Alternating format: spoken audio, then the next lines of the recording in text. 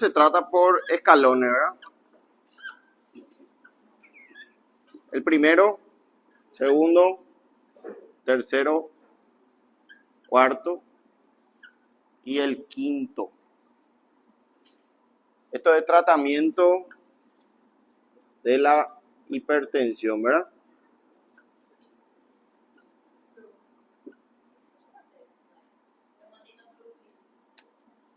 ¿Ya tienen ya?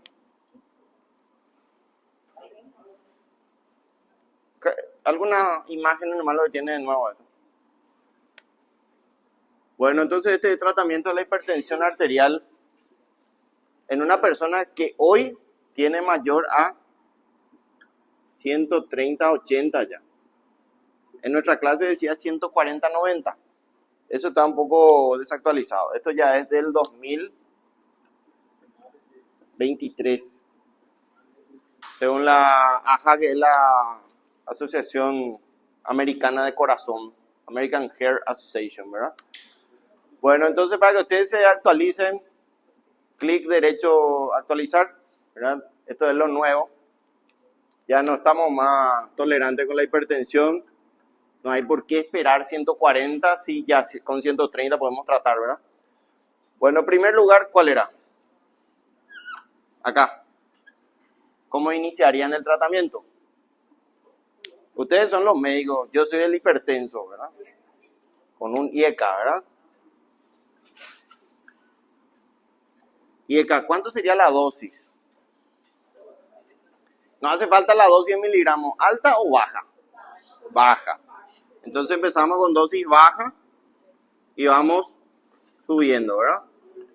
Hasta alcanzar dosis máxima. Siempre elegimos un IECA frente a un ARA. Sí, por la potencia, a no ser que haya efectos adversos. Que por ejemplo, tos. Entonces en ese caso cambiamos a ARA. O si el paciente es diabético e hipertenso. En ese caso sí nos conviene más un ARA, ¿verdad? De entrada. Un losartán, un telmisartán. Precio, por supuesto, era mucho más caro. Hay que advertirle al paciente, ¿verdad? Entonces acá ponemos O ARA 2. Puede ser I. IECA y ARA. No, nunca, ¿verdad? ¿Por qué nunca? Atiéndame que esto es un repaso ya de paso. ¿Por qué? Porque no demostró ventaja. O sea, no tiene mayor ventaja asociar un IECA y un ARA. No es que va a mejorar la presión ni va a disminuir la presión. Sin embargo, aumenta el daño renal. Aumenta el daño renal. Y está demostrado eso, ¿verdad? Entonces, IECA o ARA siempre. Bueno, si no controlamos la presión y sigue hipertenso, le agregamos el segundo. Pasamos al segundo escalón, los calcios, ¿verdad? Que hoy es nuestro tema de hoy. Antagonistas. En el tratamiento de la hipertensión arterial, solamente usamos un grupo que vamos a ver cuáles son, ¿verdad? Bueno, los IECA y ARA solamente son antihipertensivos, ¿verdad? No tienen otro efecto. No son antianginosos, no son antiarrítmicos, ¿verdad?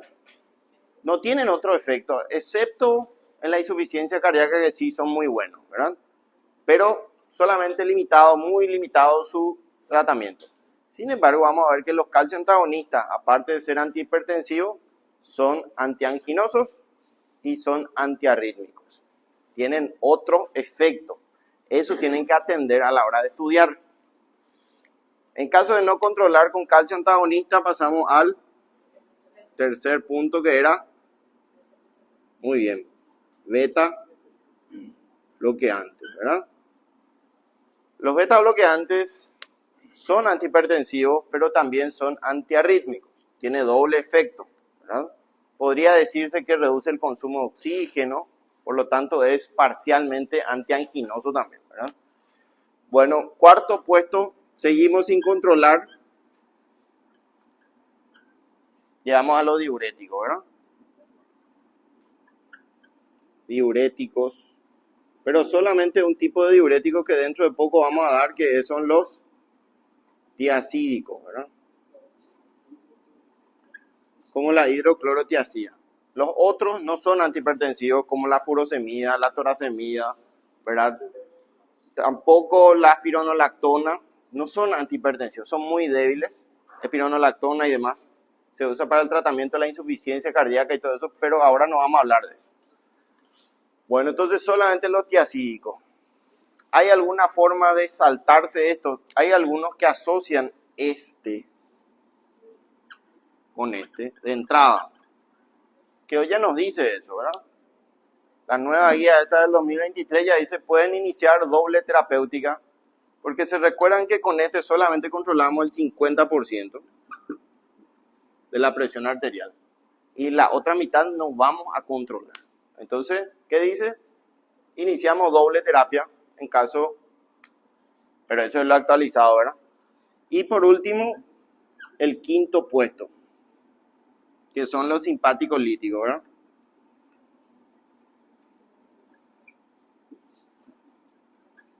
Lítico es cortar, suprimir el sistema simpático, ¿verdad? ¿Dónde actúan? En el sistema nervioso central. Por eso son simpáticos líticos de acción central, porque hay acción periférica también.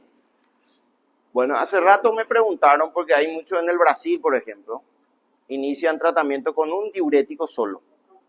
Por ejemplo, hidrocloro nomás le pone, ¿verdad?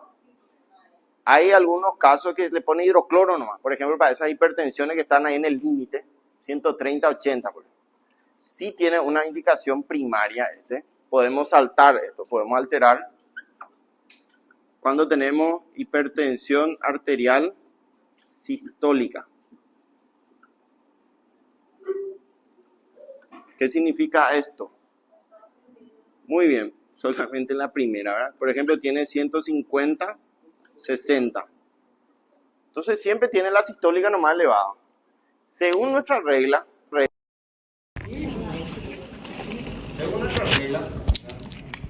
igual sigue siendo hipertensión arterial, ¿verdad? Y uno de los dos tiene hipertensión sistólica o diastólica, estamos frente a una hipertensión. Pero hay un tipo especial que es... ¿Qué pasa, por ejemplo, si tiene 150, 60 y le ponemos un IECA? Va a bajar, pero va a bajar los dos. Y este 60 va a ir a 40. Entonces, este me puede traer problemas hemodinámicos. Puede ocasionar síncope, puede ocasionar angina de pecho, que enseñamos a hablar de eso. Entonces, para no suprimir tanto la presión, le damos un diurético nomás leve, ¿verdad? Leve. Esa sería su única indicación precisa. Ahora, ¿por qué los ancianos tienen hipertensión sistólica aislada? Por la arteriosclerosis, ¿verdad? ¿Es lo mismo que aterosclerosis? No. ¿Cuál es la diferencia? Arterioesclerosis. Las arterias se endurecen, ¿verdad? Se calcifican, se vuelven pétreas. ¿Por qué? Y por el daño oxidativo, por la sobrecarga de trabajo de largo tiempo. Entonces se calcifican y se endurecen, se vuelven pétreas. Entonces cuando el corazón se contrae, encuentra una arteria aorta y sistema arterial todo duro que no tiene la capacidad de distenderse. Entonces sube mucho la sistólica. Sin embargo, la diastólica no tiene problema. En ese caso, ¿qué le parece más importante, la sistólica o la diastólica? Desde el punto de vista cardíaco. Sistólica. Muy bien, la diastólica. La pregunta es ¿por qué?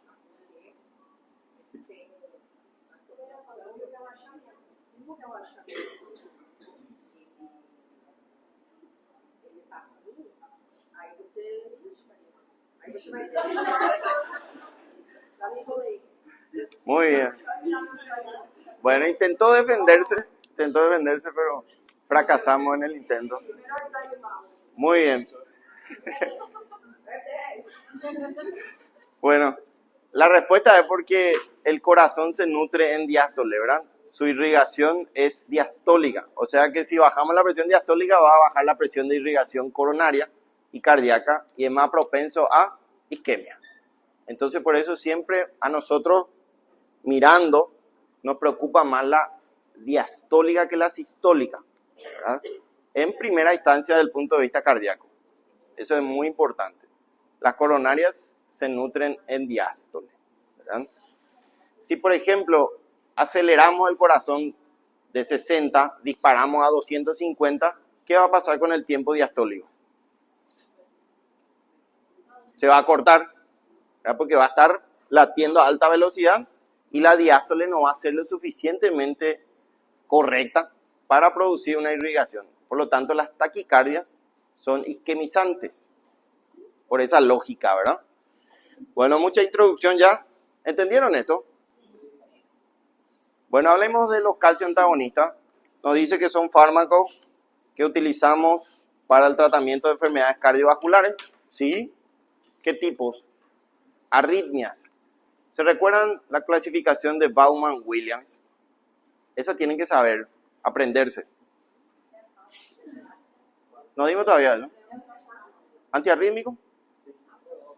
Ya dimos ya, ¿verdad? Bueno, ahí había una clasificación que se llamaba Baumann-Williams, ¿verdad? Tienen que atender eso porque eso sale en el examen. Sale en el examen.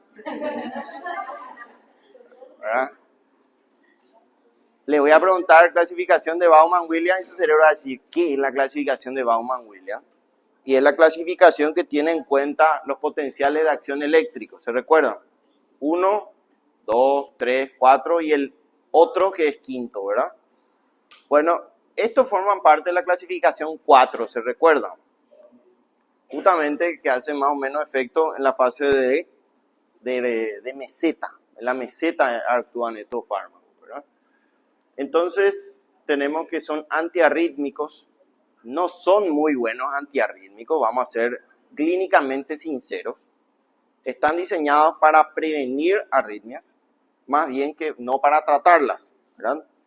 Dijimos que el mejor para tratar arritmias agudas es el de clase 3, que se llama amiodarona, ¿verdad? La amiodarona, tanto supra como ventricular. Ese tienen que ir practicando ya, ¿verdad?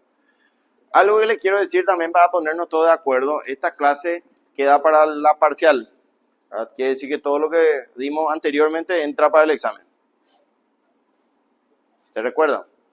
Dimos farmacocinética, farmacodinamia, dimos efectos adversos medicamentosos, dimos IECA, ARA, y acá entra los antirrenina, ¿verdad? Los inhibidores directos de la renina, que era uno solo. Dimos también beta bloqueantes. Vamos a dar hoy, esto queda para la primera parcial. Sí. Entra beta bloqueantes y los antiarrítmicos, que ese es un poco complicado ese tema, ¿eh? Bueno, nos dice también que se usa para el tratamiento de la hipertensión arterial. Acá están en nuestro segundo escalón. Son muy buenos antihipertensivos.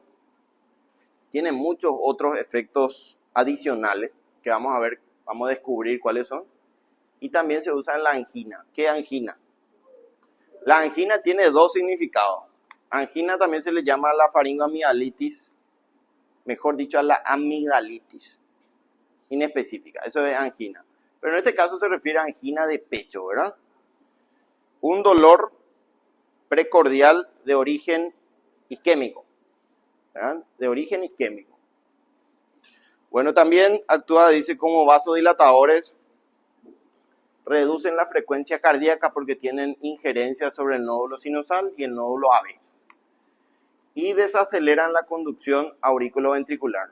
Por supuesto, si bajamos la conducción AV, ¿cómo vamos a ver en el electrocardiograma? Porque es muy importante.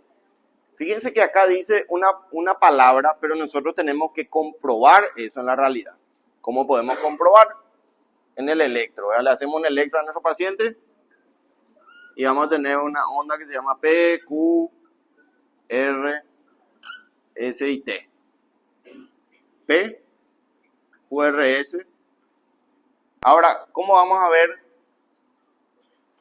el enlentecimiento AB, dice. ¿Cómo era que se veía? Muy bien, ¿cómo se llama ese? QRS. Muy bien, algo se alarga. ¿Qué se alarga? No, este se alarga. Ven que este es de acá hasta acá. Entonces al aumentar esto se alarga. Se llama intervalo PR.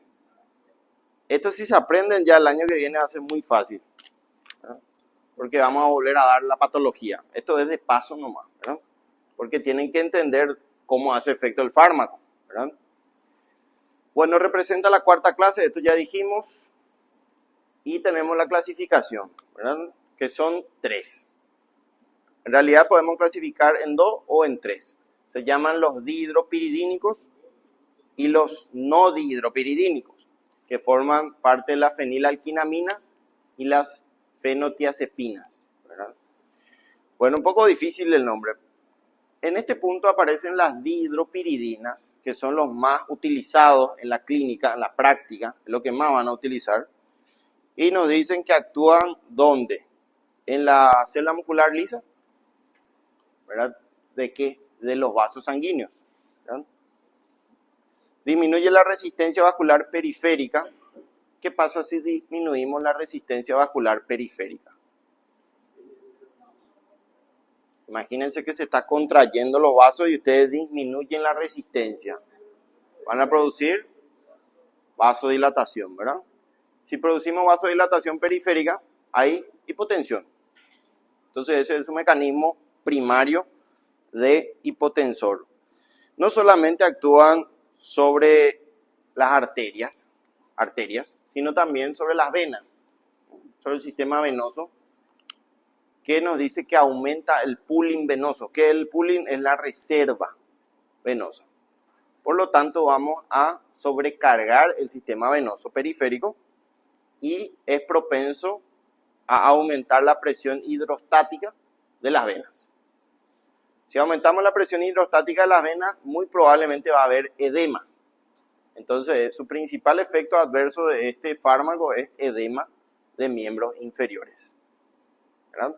Entonces, en todo paciente que viene por consulta de edema de miembros inferiores simétrico, tenemos que preguntarle si no está consumiendo calcio antagonistas. Entonces, no es por una insuficiencia cardíaca, es por un efecto farmacológico. Muy importante ese punto, ¿verdad? Hay muchos que piensan que todo edema de miembro inferior ya es una insuficiencia cardíaca, ¿verdad? Sin embargo, hay que hacer una pregunta clave. Lo mismo para la tos. Siempre pensamos que la tos siempre es infecciosa.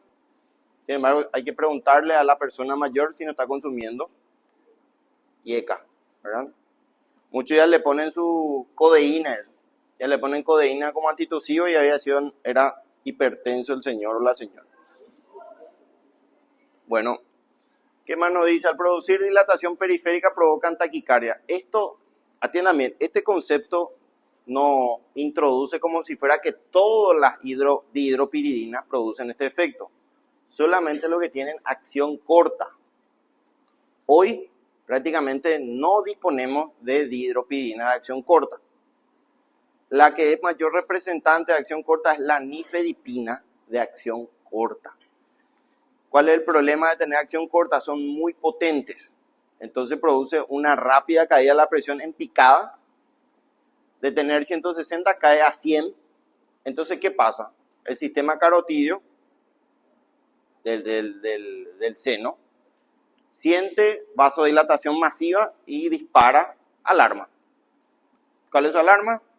Mayor circulación de catecolaminas. ¿Y qué hacen las catecolaminas?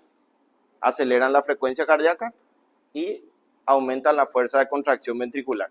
Entonces, lo que se consiguió como hipertensión se compensa otra vez con el sistema simpático, ¿verdad? Entonces, esta era la desventaja de las dihidropiridinas de acción corta. Sin embargo, hoy ya no tenemos ese efecto porque la mayoría tienen acción prolongada, ¿verdad? Acción larga. Bueno, ¿qué más nos dice? Pueden producir extrasístoles, siempre de acción corta, taquicardia refleja, y esto hace aumentar el consumo de oxígeno, por supuesto.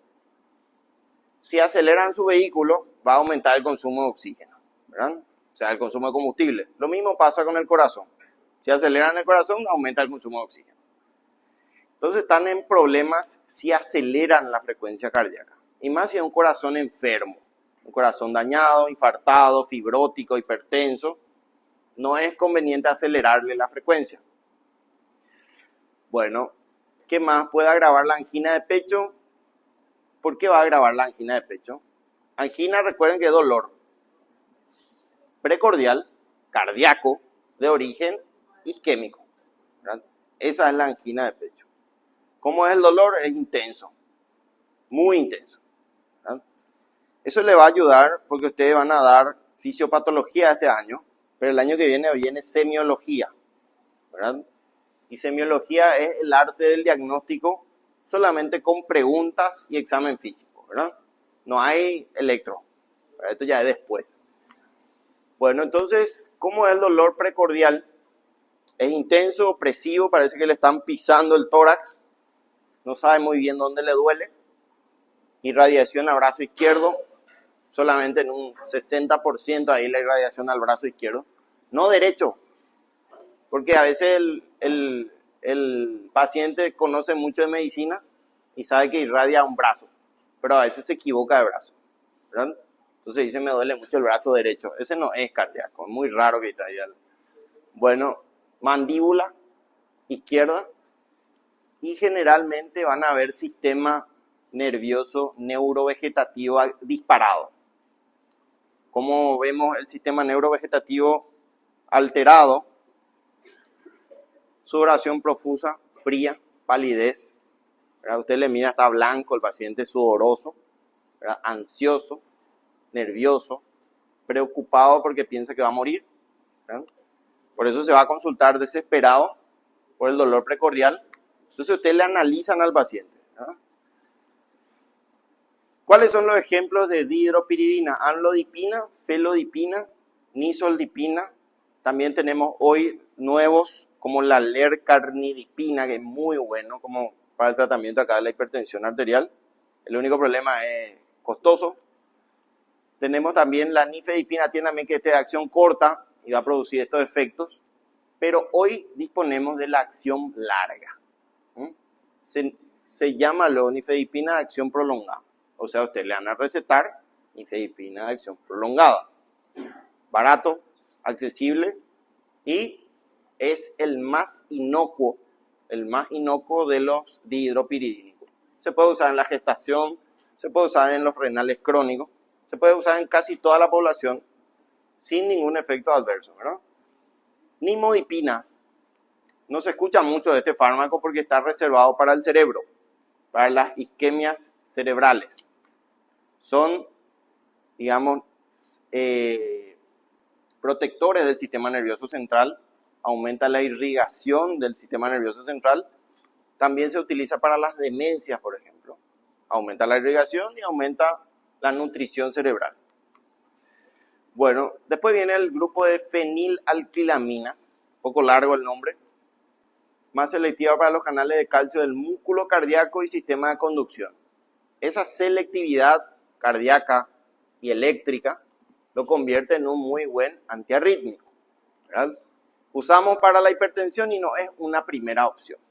No es una primera opción, se usa más bien para antiarrítmicos clase 4 del Baumann-Williams, ¿sí? Ejemplo, verapamilo, único, no hay otro, ¿verdad? La fenotiazepinas, ¿verdad? Tiene un efecto que se sitúa entre los dos anteriores, dice, es más bien antihipertensivo y antiarrítmico, tiene un efecto mixto. También actúan preferentemente sobre el miocardio y también es vasodilatador periférico, pero sigue siendo un antiarrítmico por excelencia, ¿verdad? Diltiazem, ¿verdad? El diltiazem.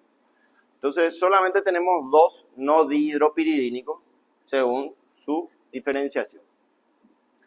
Bueno, por favor recuerden que no todas las dihidropiridinas producen un efecto rebote o un efecto compensatorio, solamente de acción corta. Por lo tanto, la mayoría están habilitados acá en el punto número 2 para el tratamiento de la hipertensión arterial. ¿Cuál es el que más se utiliza? Y el primero, amlodipina, ¿verdad? La amlodipina. Vamos a entender enseguida por qué. Bueno, ¿cómo funcionan? Por supuesto, su mecanismo de acción es bloqueo de los canales de calcio. En la clase pasada hablamos que el calcio era sinónimo de contracción, ¿verdad? A mayor calcio, mayor fuerza de contracción. Entonces, estos bloquean los canales de calcio, teniendo en cuenta que el calcio utiliza el sistema de conducción eléctrico y los nódulos AB y SA, ¿verdad? Bueno, es fundamental para los mecanismos de excitación, de generación de impulso eléctrico o potencial de acción. Se encargan del automatismo, ¿verdad? También del inotropismo, de la contracción de las fibras musculares. Además, dice que son necesarias para la actividad del marcapaso, que la vez pasada me dijeron que era el nódulo sinusal, como dice acá, y también el sistema de conducción AB. Esto era transmisión eléctrica desde la aurícula hacia el ventrículo. Es el paso de corriente de la aurícula hacia el ventrículo. Entonces siempre vamos a mirar el PR. Bueno, el ion penetra, dice, en el citoplasma celular a través de los diferentes canales. Tienen una entrada desde la parte extracelular hacia la parte intracelular. Son canales. En total tenemos 6 canales aproximadamente, incluso hay más, que se denominan por letras L, N, P, Q, R y T. En el sistema cardiovascular tenemos preferentemente solamente L y T. L y T. Los L tienen mayor voltaje, por eso se llaman largos. Y los T tienen menor voltaje, ¿verdad? Vamos a ver dónde están ubicados cada uno. Acá nos dice que son dependientes de voltaje, o sea que estos canales necesitan corriente eléctrica para ingresar el ion calcio. Bueno, al menos existen 6 tipos, dice, y esta parte es muy importante, de esto estaría en rojo, ¿verdad? Se encuentran 2 tipos de canales en el sistema cardiovascular. L, que son de duración larga, por eso se llama L, y los de menor voltaje, que son los T. Justamente acá, ¿verdad? La estructura del canal L está compuesta otra vez por subunidades, alfa, alfa 2, beta y delta, que solo existen el último, el gamma, en el músculo estriado, que hoy no es nuestro punto. El músculo cardíaco es nuestro enfoque, ¿sí? La nisoldipina, que es una dihidropiridina, no muy utilizada la nisoldipina, ¿verdad? Inhibe el 80% de los canales largos de alto voltaje en la musculatura lisa vascular. Ejemplo, sin tener acción sobre el sistema muscular cardíaco. O sea, son más bien vasodilatadores, ¿verdad? ¿Van a reducir la presión? Por supuesto, ¿verdad? Porque reducen la resistencia periférica. Bueno, acá vamos al punto. Los canales largos en el corazón normal, dicen, no está en un corazón infartado, está presente tanto en el miocardio como en el sistema de conducción eléctrico. O sea, L, miocardio, conducción. 2 flechas nomás tenemos. Sin embargo, el T está exclusivamente en el sistema de conducción sinusal y auriculoventricular, que son los de corriente baja. Eso es importante para ver dónde actúa cada uno de ellos. Bueno, eso es a nivel cardíaco. A nivel periférico / vaso sanguíneo, tenemos que el sistema arterial hay un equilibrio perfecto entre L y T. No hay una diferencia. Sin embargo, el sistema venoso hay mayor presencia de canales T en relación a L. Entonces tienen que hacer un esquema: miocardio, vasos arteriales y vasos venosos, ¿verdad? Bueno, esta diferencia dice que podría explicar la mayor o menor incidencia en el edema. Recuerden que su principal efecto adverso es edema de miembros inferiores. El paciente se va a quejar incluso que se hincha los pies, ¿verdad? Bueno, en los diferentes antagonistas de calcio, ¿para qué efectos farmacológicos tenemos? El primero, que es nuestro tema principal, antihipertensivo, ¿verdad? Bueno, el flujo de calcio disminuye produciendo una potente vasodilatación. Eso involucra disminución de la resistencia vascular periférica / poscarga, ¿verdad? Esa es la poscarga. Atiendan bien ese juego de precarga y poscarga. ¿Por qué? Porque tienen que atender. Porque va a salir en el examen, ¿verdad? Bueno, entonces, poscarga, ¿qué es? Bueno, a ver. Estoy sorprendido por la respuesta. ¿Cómo? Muy bien, la resistencia, porque acá tenemos el corazón se contrae y lo que se opone a la contracción es la resistencia. Si nosotros reducimos, el corazón va a trabajar más fácil, ¿verdad? Mucho más fácil. Bueno, entonces reduce la presión arterial por vasodilatación periférica, equivalente a disminución de la poscarga. Si nosotros aumentamos la poscarga, ¿qué ocurre? Vasoconstricción. Si disminuimos la poscarga, vasodilatación. Ese juego tienen que atender, ¿sí? Una vez que entienden, es muy lógico ya. Si hay vasodilatación, hay disminución de la presión arterial y disminución de la poscarga. Ahora la pregunta es, ¿estos fármacos disminuyen la poscarga, pero acaso disminuyen la precarga? ¿Sí o no?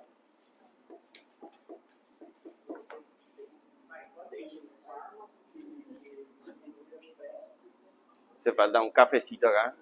Yo tengo un cafecito acá. Están todos iguales acá, ¿verdad? Bueno, ¿disminuye o no la precarga? Primero tenemos que preguntarnos qué es precarga. ¿Qué es precarga? ¿Qué es la precarga? Es la cantidad de volumen que ingresa al ventrículo, ¿verdad? Mucho volumen, precarga aumentada. Poco volumen, precarga disminuida.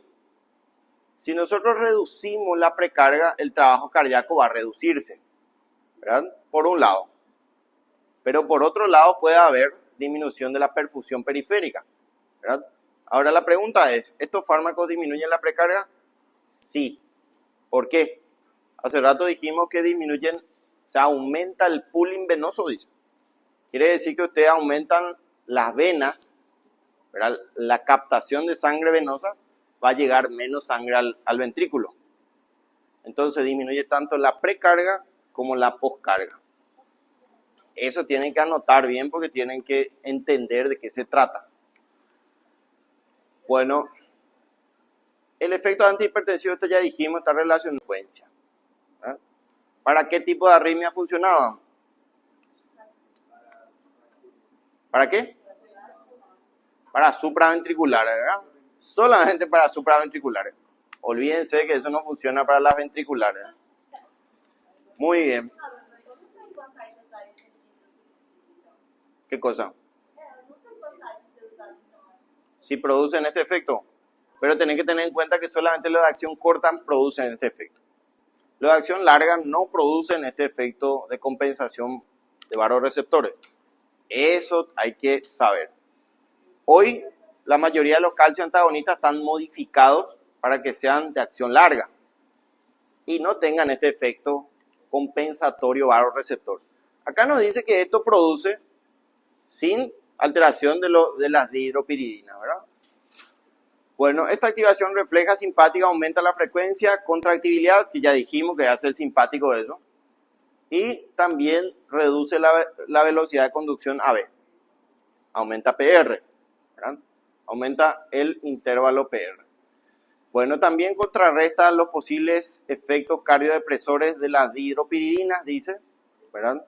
Y acá nos aclara el verapamilo y el diltiazem, que son no dihidropiridínicos, producen una menor activación simpática. ¿Sí? Producen una menor actividad simpática, por lo que a dosis habituales pueden provocar bradicardia y depresión de la conducción aurículo-ventricular. Por eso estos dos fármacos se usan para arritmias supraventriculares. No se usan para ventriculares. Y acá tenemos la respuesta de por qué funciona como antiarrítmicos clase 4. Bueno, efectos sobre la hipertrofia cardíaca y vascular. ¿Cómo podemos conseguirnos una hipertrofia cardíaca y vascular? ¿Cómo se ganaría en la hipertrofia? Primero, ¿qué es hipertrofia? Aumento del tamaño celular, ¿verdad? Muy bien. Existen dos formas de hipertrofiar, una patológica y una fisiológica. Si nosotros le hacemos a un corredor de maratón, por ejemplo, un electrocardiograma, lo más probable es que detectemos hipertrofia ventricular izquierda, fisiológica, ¿verdad? ¿Cómo podemos hipertrofiar? Y con ejercicio cardiológico, ¿se recuerdan? Ejercicio cardiológico. La cinta, escalera, bicicleta, esos son, no pesan. Pesa, no, eso no produce ningún efecto beneficioso cardiovascular, ¿verdad? Lo que se van a hacer pesa en el gimnasio, su corazón está totalmente desprotegido, ¿verdad? Así que consideren hacer cardio primeramente, ¿verdad? Después pueden hacer su, ¿verdad? Bueno, a nivel de hipertrofia cardíaca, dijimos que podemos tener hipertrofia patológica por la hipertensión propia y por el sistema renina-angiotensina-aldosterona. ¿Se recuerdan que la angiotensina era un potente hipertrófico y fibrosante, ¿verdad? Entonces, vamos a terminar esto porque hay mucho movimiento de inclinación ya, ¿verdad? Necesitan glicemia. Bueno, los antagonistas de calcio dicen que inhiben la hipertrofia. Esto no muchos saben. Tienen un efecto beneficioso para la fibrosis y la hipertrofia, los calcio antagonistas. Por eso agregamos acá. Bueno, también disminuye la proliferación de fibroblastos y la síntesis de matriz extracelular. O sea, todo es antifibrótico. Muy conveniente en la insuficiencia cardíaca, en la hipertensión arterial, ¿verdad? A nivel vascular inhiben la hipertrofia vascular, porque también los vasos sanguíneos se hipertrofian, la hiperplasia y la migración de células musculares lisas, que van a disminuir la distensibilidad arterial, que ese es un problema, ¿sí?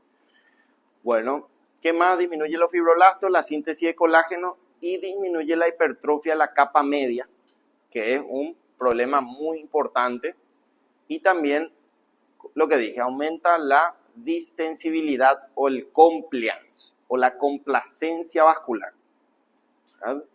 Si un vaso tiene la capacidad de distenderse y contraerse fácilmente, es fácilmente controlable por fármacos. Sin embargo, si no se puede lo distender, no hay fármaco que funcione, ¿verdad? Entonces es muy importante tanto vascularmente como cardíacamente, como antifibrótico, antihipertrófico y antihiperplásico, ¿verdad? Bueno, vamos a tener una pausa ahora y después volvemos para la lista. Vamos a efectos antianginosos. Hasta ahora antihipertensivo, antiesclerótico. Y hablamos de la angina de pecho. Dijimos hace rato que era dolor del pecho. Era dolor precordial de origen isquémico. Bueno, ¿qué nos dice acá? Por acción vasodilatadora arterial sistémica, o sea, los vasos periféricos, y también los calcio antagonistas reducen la resistencia vascular periférica, eso es muy importante, que era la poscarga, ¿verdad? Y también, por ende, reducen las demandas de oxígeno. Ese es su efecto, digamos, antianginoso. Reduce la resistencia periférica y por ende reduce el gasto cardíaco y el consumo de oxígeno. También, aparte de este efecto, suprimen los vasoespasmos coronarios, ¿verdad? Y aumentan el flujo sanguíneo coronario. O sea, no solamente producen vasodilatación periférica, sino también coronaria, ¿verdad? Hay que tener en cuenta que los vasos sanguíneos se contraen ante un cuerpo extraño. ¿Y cuál sería un cuerpo extraño en el vaso sanguíneo? Una placa aterosclerótica. ¿Entienden? Si un vaso está dañado por una placa, tiene más tendencia a contraerse. De ahí es que las placas ateroscleróticas y no arterioscleróticas producen vasoespasmo. Entonces, este fármaco reduce el índice de vasoespasmo ante la presencia de una placa aterosclerótica. Fíjense, está en rojo esto. Peligro. Peligro de examen, ¿verdad? Bueno, son fármacos de elección de tratamiento de angina de esfuerzo y reposo. Atiéndame que dice angina de esfuerzo y de reposo, pero no para la angina inestable. ¿Cuántos tipos de angina conocen? Estable, inestable, reposo, ¿verdad? Y de esfuerzo. Esto se refiere más bien al estímulo que genera. Bueno, normalmente el corazón está, ¿verdad? Está diseñado y tiene subarterias coronarias. Tiene una izquierda y una derecha. Principalmente la izquierda lleva mucha responsabilidad porque irriga la parte anterolateral alta y baja del corazón. ¿Y quién está en la parte anterolateral? Ventrículo izquierdo, ¿verdad? Entonces, esta coronaria izquierda es la que más se obstruye en un infarto agudo de miocardio. Recuerden, ¿cómo podemos tener un infarto? ¿Qué es infarto? Es necrosis. ¿De qué? Del músculo cardíaco, ¿verdad? Tiene un problema el músculo que ya no se regenera. Entonces, si esto se muere, se fibrosa y ya no se puede contraer. ¿Qué pasa después? Insuficiencia cardíaca, ¿verdad? Bueno, ¿cómo ganamos un infarto? Esto se obstruye. La causa más frecuente en un 90% de un infarto es una placa aterosclerosa, ¿verdad? Normalmente sobre una superficie endotelial se instala un ateroma. Este ateroma es un ejemplo, uno de los pocos ejemplos de inflamación endógena. Esto es una inflamación, no es algo fisiológico, es algo patológico. ¿Y qué pasa si esto es una inflamación? ¿Qué tiene adentro? ¿Qué hay acá adentro? Hay células inflamatorias. ¿Cómo se llama? Muy bien, tiene el macrófago espumoso acá, ¿verdad? Y tiene otros componentes inflamatorios. ¿Qué van a hacer estos macrófagos? Van a empezar a remodelar esta placa, que puede ser que tenga muchos infiltrados inflamatorios, y si tiene mucho, esto se rompe. Y al romperse, ¿qué pasa? Se obstruye. Se forma un coágulo y ahí sí no pasa sangre, no pasa información, no pasa irrigación. Entonces todo lo que está acá muere. Y ahí tenemos un infarto. Ahora, ¿qué es lo que es angina? Es cuando este vaso no se muere, pero sí está una placa. Ven que todo esto va a estar, digamos, interrumpido parcialmente. Hay una obstrucción. ¿Por qué? Porque hay una placa que está obstruyendo el flujo laminar. Entonces, si este paciente empieza a hacer ejercicio, se pone a trotar, va a necesitar más esta parte distal, oxígeno y nutrientes. No le va a llegar la suficiente sangre porque está obstruido y va a aparecer la angina de esfuerzo. Para que haya una angina de esfuerzo tiene que haber un porcentaje de obstrucción del 75% para que aparezca dolor, ¿no? Por supuesto, puede ir empeorando y puede ir ocluyendo más hasta llegar a un 95% de obstrucción, y ahí aparece la angina inestable, ¿verdad? Angina inestable, estable y inestable. Por supuesto, la inestable es mucho peor, forma parte del síndrome coronario agudo. Este es un componente ya del síndrome coronario agudo. Después ya viene el infarto, ¿verdad? Bueno, acá nos dice que funciona solamente para las anginas que son estables, ¿no? De esfuerzo y quizás de reposo. ¿Cuáles son las características? El de esfuerzo es el que hace algún ejercicio, alguna actividad física y le duele el pecho. Necesita sentarse, parar, frenar la actividad que estaba haciendo, le obliga, y después de unos minutos, 10 como máximo, pasa el dolor. Pasa el dolor, pasó todo. Sin embargo, el de reposo es peor. Él no está haciendo ningún esfuerzo, ningún ejercicio, ninguna actividad física y le duele el pecho, ¿verdad? Le duele el pecho. En ese caso no necesita reposar porque está en reposo ya. Entonces, ¿qué usamos? Necesitamos ampliar esta superficie el conducto tenemos que agrandarlo para que ingrese más sangre. Y ahí es donde entra este fármaco, ¿verdad? Los más utilizados para esto son los nitratos, ¿verdad? Van a encontrar el dinitrato de isosorbide, el mononitrato de isosorbide, que vienen por vía sublingual, o la nitroglicerina. Bueno, recuerden, no funciona para la angina inestable. No funciona, no está indicado.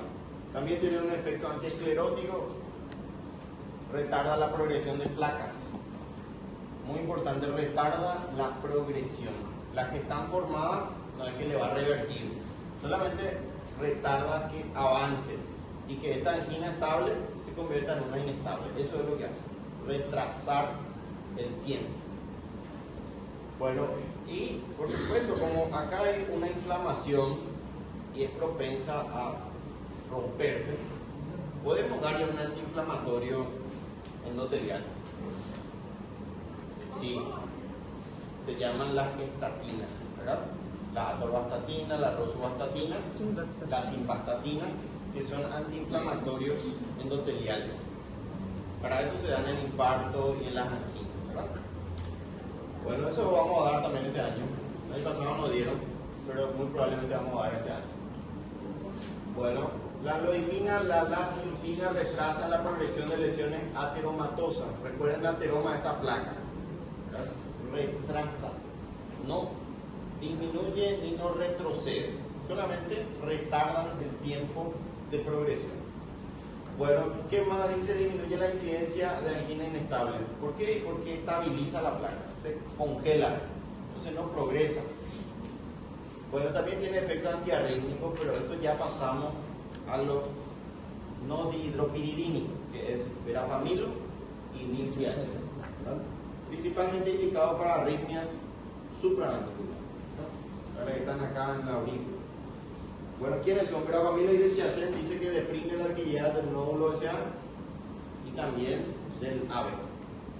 Al deprimir la actividad eléctrica van a producir bradicardia, ¿no? Bradicardia tiene tendencia a bradicardizar a los pacientes, o sea, su frecuencia va a bajar por debajo de 60. Bueno, en dosis habituales dice no alteran o apenas disminuyen la frecuencia sinusal en dosis habituales, pero más no producen bradicardia sintomática. Eso significa que a medida que bajamos la frecuencia el paciente siente síntomas, palpitaciones, vértigo, mareo, náusea. Eso no va a producir en estos pacientes. Bueno, en el lóbulo auriculoventricular prolonga el periodo refractario del potencial de acción eléctrica y disminuye por ende la conducción, o sea, prolonga esto, ¿verdad? Prolonga el intervalo PR. Muy importante. Al prolongar el intervalo PR, enlentece la frecuencia cardíaca. Por eso son bradicardizantes. Bueno, las dihidropiridinas no modifican los canales de calcio, o sea, no tienen mucha implicancia en los conductos o los canales eléctricos. Por lo tanto, a diferencia de estos dos fármacos que son no dihidropiridínicos, no tienen propiedades antiarrítmicas.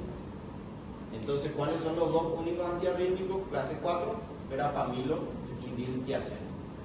Los otros, amlodipina, felodipina, nisoldipina, son antihipertensivos, antianginosos. Bueno, también tiene efectos renales y esta parte es interesante porque nos dice que son vasodilatadores de la arteria aferente y eferente. Si nosotros vasodilatamos, la arteria aferente va a tener más flujo, va a tener más perfusión, más presión glomerular y más filtrado glomerular. O sea, en teoría son nefroprotectores en pacientes normales. Ahora, si por si acaso el paciente tiene diabetes, tiene alguna nefropatía crónica, esto no funciona. Acá nos dice, ¿verdad? Nefropatía diabética, hipertensiva, no modifica la presión capilar intraglomerular, mejor dicho. Y estos fármacos en estos pacientes son de elección metro IECA, que sí son nefroprotectores, o ARA, mejor dicho. para las nefropatías diabéticas e hipertensivas. Entonces, no cumplen un papel fundamental en comorbilidades. Bueno, otros efectos. Los antagonistas de calcio son naturalmente antiplaquetarios. ¿Se recuerdan que si esto se rompe, esta placa se rompe, quién va a venir primero?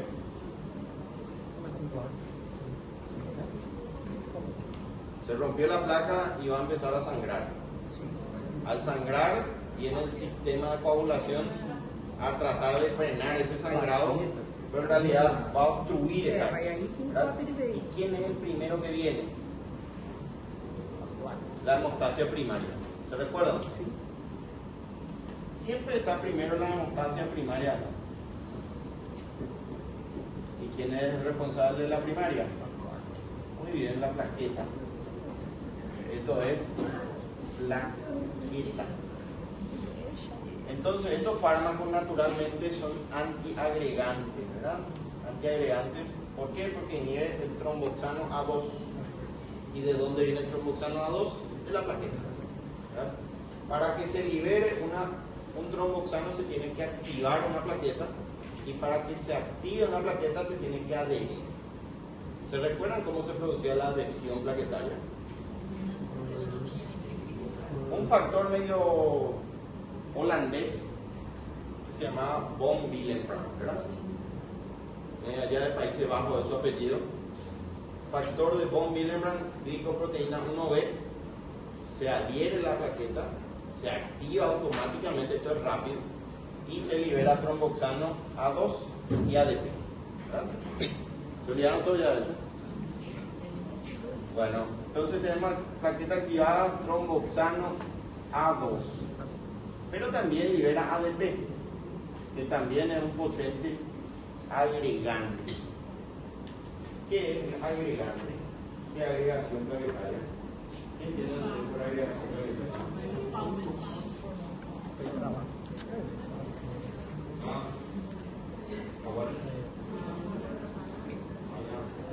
¿Qué agregación? Forma una red. Forma una red. Sí, agregar es fusionar, unir, fusionar plaquetas con plaquetas. ¿Para qué? Para hacer el tamponamiento de la Un endotelio. tampón hemostático primario, ¿verdad? Un coágulo de plaquetas. Si no tenemos coágulo de plaquetas, no va a venir la fibrina y no se va a adherir. Va a ser una coagulación deficiente y el paciente no va a poder formar coágulo y no va a poder frenar la hemorragia, ¿verdad? Hay personas que nacen con déficit de factor de von Willebrand y se llama enfermedad de von Willebrand, ¿verdad? Bueno, también hay personas que nacen con déficit de glicoproteína 1B, que es la unión entre la plaqueta y el endotelio. Plaqueta endotelio. Bueno, ¿a qué voy? Que solamente las calcio antagonistas bloquean el tromboxano A2, que viene de una plaqueta activada, ¿verdad? La aspirina, que hace rato, la clase pasada dijimos que bloquea solamente el tromboxano A2, porque es un AINES, y el ADP queda libre. Quiere decir que bloqueamos solamente el 50% de la agregación plaquetaria. ¿Hay una posibilidad de bloquear el 100%? ¿El 100% bloqueando ADP? Sí.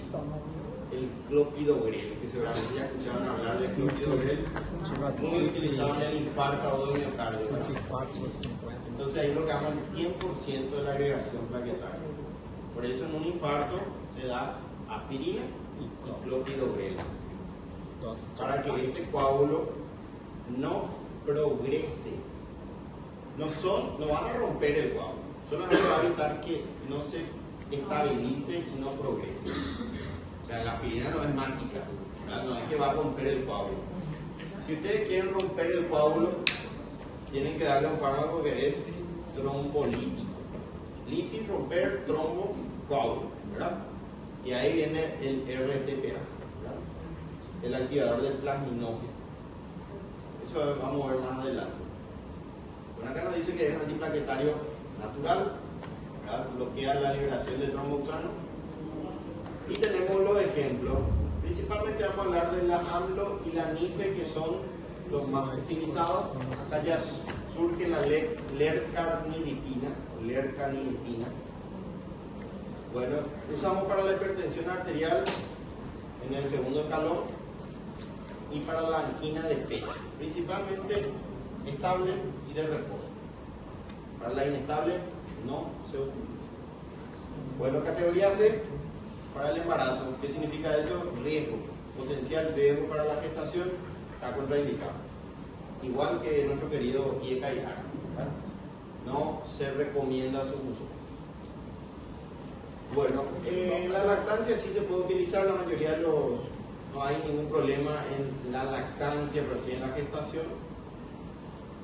Y la contraindicación, en quienes no vamos a usar, ¿verdad? Estenosis aórtica severa.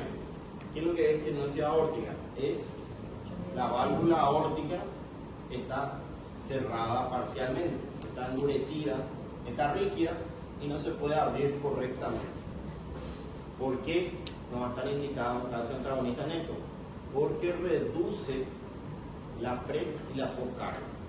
Entonces, si usted le da un calcio antagonista, va a haber hipoperfusión periférica. Si tiene esta condición, recuerde que aórtica no es la arteria aórtica, es la válvula aórtica, ¿verdad? ¿Cuántas válvulas tiene la válvula aórtica? 3. ¿Hay alguna forma de que tenga 2?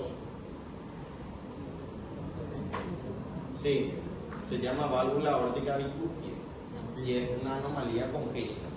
Uno nace con eso y tiene muchísimos problemas, pero eso vamos a ver más adelante, ¿verdad? Bueno, la miocardiopatía hipertrófica también. Recuerden que esta miocardiopatía se caracteriza por un supercorazón, un ventrículo gigante, musculoso. ¿Y cuál es el problema? Que necesita altos niveles de oxígeno. Entonces no podemos jugar con el volumen que le llega al corazón. Tenemos que asegurar una perfusión ventricular. Entonces también está contraindicado. En la insuficiencia cardíaca severa, descompensada, no funciona porque recuerden que disminuye pre y postcarga. Bueno, el shock cardiogénico, por supuesto. ¿Qué es shock cardiogénico? Shock, ¿qué significaba? Colapso, fallo cardiovascular. Y en este caso, el origen es el corazón, es una insuficiencia cardíaca al extremo, ¿verdad? Bueno, angina inestable. ¿Cómo definirían angina inestable? Dor que aparece porque não passa mesmo com repouso ou medicação. Muy bien. ¿Tiempo? ¿Cuánto tiempo? Aí, 30 minutos. Te duele el pecho y cuánto tiempo tenés que esperar para que pase parcialmente por lo menos el dolor. Duele y cuánto tiempo esperamos. Generalmente pasa a los 30 minutos. Deixava 30 15 minutos minutos o paciente sentado. de dolor es mucho. Te le dan su nitrato, su vasodilatador, no mejora. Y después recién, recuerden que tiene 95% de obstrucción coronaria. Bueno, la hipotensión arterial también, en pacientes que están hipotensos no tenemos por qué dar, solamente en hipertenso, ¿verdad? Bueno, también los de acción rápida, que hace rato creo que me preguntó una compañera, prácticamente no disponemos, ¿verdad? No hay en plaza porque tiene ese efecto de rebote, ¿verdad? Bueno, entonces esto ya no tenemos por riesgo de hipoperfusión masiva severa periférica. Bueno, hay que tener cuidado en la disfunción sistólica ventricular izquierda, que es una anticipación a lo que es una insuficiencia cardíaca. Bueno, también en insuficiencia hepática, principalmente si hay índice de insuficiencia hepática, que tenemos que ver coagulación, tenemos que ver la albúmina, si tiene edema periférico masivo, son señales de insuficiencia hepática. Bueno, también en el adulto mayor, por justamente la arteriosclerosis, que produce más bien una hipertensión sistólica aislada, y también evitar los de acción corta en el tratamiento de cardiopatía isquémica. Ya nos advierte nomás que actualmente solamente queda la nifedipina de acción corta, para que tienen que tener cuidado. En caso de que se intoxiquen con con un calcio antagonista no hay cómo retirarlo, no hay cómo quitarlo, así que no es muy buena opción intoxicarse con calcio antagonista. La hemodiálisis no saca el fármaco, se le coloca un catéter y se le hemodializa, a veces no retira. Bueno, entonces, ¿qué podemos hacer? Y plasmaféresis es lo único que podría salvarle al paciente, ¿verdad? Uma lavagem, Plasmaféresis. ¿Qué es lo que es plasmaféresis? Es una máquina que retira el plasma vai lavar. y ustedes le ponen del otro lado un plasma nuevo, un plasma donado. Entonces reemplaza el plasma intoxicado con un plasma normal. Bueno, ese procedimiento en Paraguay por lo menos solamente se hace en 2 lugares. Allá en el Hospital Nacional, que tiene una máquina de plasmaféresis, y el IPS central que está en Asunción. Ixi, Maria. Por acá no hay, así que cuidado con los calcios antagonistas. No Brasil. Bueno, aparte de ser carísimo, es caro Nunca vi. el Uma proceso. diálise. Bueno, la reacción adversa, la reacción corta puede provocar hipotensión rápida, una hipotensión en picada, taquicardia refleja por compensación del seno vasoreceptor y puede inducir, puede precipitar dolor de pecho, puede precipitar un infarto, así que, y también una isquemia, ¿no? Todo por hipotensión. Bueno, lo clásico es que el paciente se queje de edema de miembros inferiores, un edema importante, no doloroso por supuesto, no duele, pero sí se pone su media, ¿no? Y no le queda, le aprieta, le molesta el zapato. Entonces, ¿por qué se produce edema en miembros inferiores?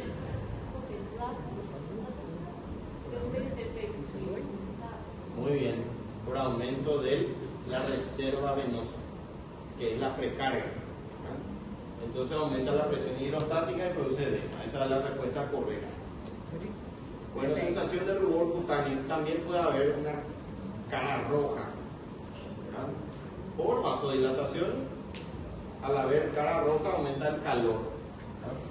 Aumenta el calor, aumenta la cefalea de origen vascular, o sea, migrañoso, no va a ser muy conveniente que tomen este fármaco porque va a inducir migraña. Puede producir mareo y parestesia. ¿Qué es parestesia? Você sentiu amortecimento, Es una distorsión de la percepción cutánea, ¿verdad? Generalmente se le considera como hormiguero, como si fuera que le camina hormiga sobre la piel, ¿verdad? Puede ocurrir astenia. ¿Qué es astenia? Un cansancio, ¿verdad? Un cansancio, un agotamiento y palpitaciones. ¿Qué eran palpitaciones? Você sentiu Sensación audible de los latidos cardíacos. Eso tiene que meterse ya en el cerebro, ¿no? Porque muchos piensan que es taquicardia. Taquicardia es aumento de la frecuencia cardíaca, ¿no? Bueno, calambres musculares también, estos sí son espasmos dolorosos del músculo estirado. Ansiedad, trastorno del sueño, principalmente somnolencia produce. Vértigo, que es giro de las cosas sobre uno, y visión borrosa. Bueno, van a decir, entonces es muy malo este fármaco. No, el porcentaje de estos efectos a veces son muy bajos. Muy bajos. Nunca vimos un rubor cutáneo. Difícil. Bueno, también puede producir dolor facial por esto, por esta vasodilatación cutánea facial. Tos raro y disco. También trastorno inmunológico como dermatitis puede ocasionar. Bueno, hablamos de la amlodipina, que es un fármaco muy utilizado, un calcio antagonista de acción prolongada. Vida media muy larga, estamos hablando de 30 a 50 horas. Muy larga su vida media. Lo que hace que se administre solamente una vez por día. O sea, es cómodo posológicamente, ¿verdad? El paciente se adhiere bien, es difícil que se olvide, ¿verdad? Entonces, es un fármaco muy interesante para el tratamiento crónico de la hipertensión arterial. No produce ese efecto taquicárdico, ¿verdad? Y vasodilatador potente. Bueno, viene por vía oral. Hay uno que viene por vía parenteral, pero en esta área no hay. No tenemos amlodipina en el mundo venoso. Toma única diaria y se tiene que tomar, sí, recomendado, lejos de los alimentos. por lo menos 1 hora antes del desayuno o 2 horas después. Bueno, después tenemos la nifedipina, que esta es una de acción corta. Por supuesto vamos a tener los efectos adversos taquicárdicos y demás, ¿verdad? Antihipertensivo, antianginoso de acción relajante, principalmente vascular periférico, tanto coronario como lo que dije anteriormente. Se absorbe casi por completo, dice que tiene un efecto primer paso hepático muy importante, lo cual reduce a la mitad su concentración, ¿verdad? Su biodisponibilidad. Vida media corta, 2 a 5 horas. Sin embargo, la amlodipina tenía 30 a 50 horas. Este era su principal problema, aparte del efecto de rebote, ¿verdad? Bueno, ¿qué hicieron? Hoy disponemos de fármacos de liberación prolongada, la nifedipina de acción retardada, que se vende luego así, ¿verdad? Entonces, con eso prolonga la vida media a un rango de 12 a 13 horas, que hace que se consuma solamente 2 veces por día. Sin embargo, acá, este fármaco obligaba a consumir cada 4 a 6 horas para mantener una línea de farmacoterapia. Bueno, ¿para qué usamos? Para el Raynaud. Se puede usar para el Raynaud primario y secundario. ¿Qué es lo que es Raynaud? Vamos a ver enseguida lo que es la enfermedad o el síndrome del Raynaud. Bueno, posología viene por vía oral también de 30 a 120 miligramos. Toma, esto sí se puede tomar con alimentos, no interfiere. Le va a la amlodipina lejos. Bueno, los no dihidropiridínicos actúan como antianginosos por disminución del consumo de oxígeno. ¿Sí? Tiene razón. Son antianginosos por reducción del trabajo cardíaco y aumento del aporte del mismo por vasodilatación arterial coronaria, ¿verdad? Bueno, son el diltiazem y el verapamil, ¿verdad? En cuanto al diltiazem, distinto, derivado de la dihidropiridina, no dihidropirina, perdón, es una benzodiazepina con acción preferentemente cardíaca y eléctrica, o sea, sistema de conducción cardíaca, ¿verdad? Acción periférica casi nula. Se usa como antihipertensivo, antianginoso, pero preferentemente usamos como antiarrítmico que no está ahí. Bueno, presenta una mayor selectividad cardíaca frente a otros calcioantagonistas, el que tiene mayor selectividad, y nos esclarece que sobre la vasculatura periférica no tiene un efecto muy eficaz. No es muy eficaz. Bueno, disminuye la frecuencia y la contractibilidad cardíaca. Disminuye frecuencia antiarrítmico y disminuye la contractibilidad antianginosa. Bueno, viene por vía oral, esto no disponemos por vía parenteral, por ejemplo. Su toma se recomienda con alimentos, al igual que la nifedipina. Bueno, ¿para qué usamos? Angor pectoris. ¿Qué es lo que es el angor pectoris? Angor, dolor. Pecho, pectoris. Para el dolor de pecho, ¿no? Por la angina de pecho. Está medio latino. Bueno, también en la angina vasoespástica, que es un tipo de angina de pecho. Por supuesto, es muy poco frecuente. ¿Cómo se llama la angina vasoespástica en términos médicos? Angina de Prinzmetal. No es metal, nada que ver con metal, ¿verdad? Prinzmetal. Son las personas que responden de una manera exagerada al vasoespasmo. ¿Quiénes, por ejemplo, los que tienen Raynaud?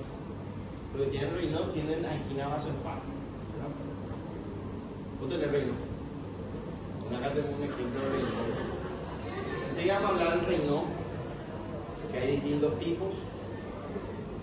Bueno, también tenemos hipertensión, se usa para la hipertensión arterial, no es una muy buena opción, no es la primera por lo menos. Sí podemos usar para taquiarritmias supraventriculares. Esto tienen que anotarlo, porque puede salir en el examen. No funciona para subventriculares como taquicardia o fibrilación ventricular, Prevención y tratamiento de espasmos coronarios. Todos los calcetadonitas tienen este efecto. Categoría C para el embarazo y todos los calcetadonitas son seguros para la lactancia, o sea, no ocasiona ningún daño. Bueno, contraindicado en toda insuficiencia cardíaca, principalmente severa. También en bradicárdico, menos de 55 latidos, no vamos a administrar este medicamento. Shock cardiogénico, ni tampoco si asociamos con beta bloqueantes intravenosos, ¿verdad? Porque va a haber más bradicardia, más depresión del sistema cardiovascular. Bueno, tener cuidado en infarto agudo, ahora, ¿verdad? En insuficiencia cardíaca descompensada, en hipertensión arterial, ¿verdad? Hay que tener cuidado, en hipotensión y en los bloqueos auriculoventriculares de primer grado en adelante. ¿Cómo vamos a ver un bloqueo AB? PR largo. PR largo es una característica del bloqueo AB. Bueno, también nos advierten Wolff-Parkinson-White. ¿Qué es Wolff-Parkinson-White? Es un síndrome de preexcitación. ¿Y cómo va a estar el PR? Va a estar muy corto. O sea, en PR es corto y en PR es muy largo, cuidado con los calcetadonitas. Y también en insuficiencia renal y hepática, y también en el adulto mayor, en los abuelos, en los ancianos. Bueno, la reacción adversa puede provocar arritmia. Es un antiarrítmico, pero recuerden que todo antiarrítmico es arritmogénico. También en la produce bradicardia, mediante lentece la conducción eléctrica. Puede generar o empeorar una insuficiencia cardíaca. Y, por supuesto, hipotensión. Como hipotensión postural puede ocasionar esa hipotensión al cambio de posición. Bueno, cefalea pulsátil vascular similar a una migraña o puede generar una migraña. Somnolencia, astenia, rash cutáneo es una dermatitis eczematosa aguda, ¿verdad? Por el consumo del fármaco. También puede provocar anorexia, muy raro, puede provocar diarrea y estreñimiento, que son cosas antagónicas. Hasta ahora no vimos ningún efecto de este tipo, pero puede ocasionar. Y elevación de las transaminasas séricas. ¿Cuáles son las transaminasas? GOT y GPT, ¿verdad? ¿Cuál es la transaminasa que es exclusiva del hígado? GOT o GPT. Que é da mitocôndria, né? Dos no la tienen. Esa es una pregunta interesante. ¿Eh? Sí. ¿Cuál es la transaminasa exclusiva del hígado?